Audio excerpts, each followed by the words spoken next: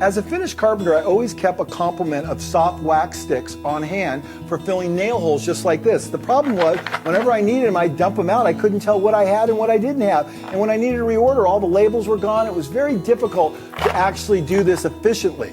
So I came up with the idea of having a SoftWax Kit right here. This shows you all the shades, nicely organized, 1 through 20. All you need to do is hold the case up to the wall to get the exact fill color that you needed. Now, if it wasn't exact, we can just mix and match them. So I'm going to start with number 18 on this vertical grain fir.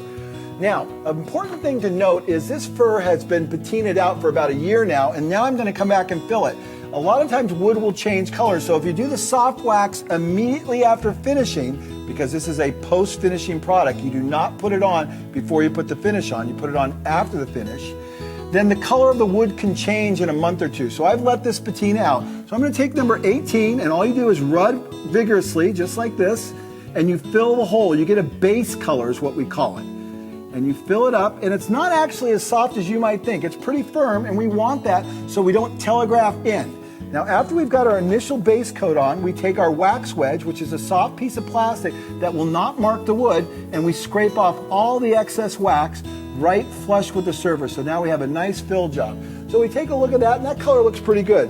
Then we can take our bumping pad, and we just come behind it and take off all the excess, just like this, and we've got a nice fill job. Now, if for some reason we think that's a little dark, maybe not quite matched, we can actually take a little lighter color.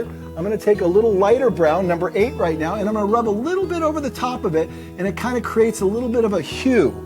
So we'll play with this, and it might be the right color, it might be the wrong color. And you can see how that's starting to blend in even nicer.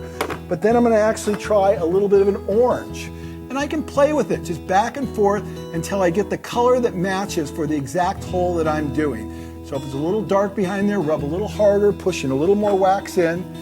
And again, buff off. You can actually scrape off too. Just take the wax wedge, scrape it all off, and come in there until you get the color you want. And once you've established the process for a particular fill job, you're pretty much done. You know the colors that you need to do for your base coat and your top coat, and away you go. So I'm going to stand back and look at that, and I'm going to say, maybe a little more orange. So I'm going to put a little more orange in there, right there, just around the edge, and maybe just a little bit of tan, just a little bit of both of them, and then scrape off the excess right there. And I think I might have been closer before, but it's coming out pretty good. So that's the SoftWax Kit, and it's really cool, it's really easy, you can fill holes in a snap, and nobody even know they're there. SoftWax from FastCap.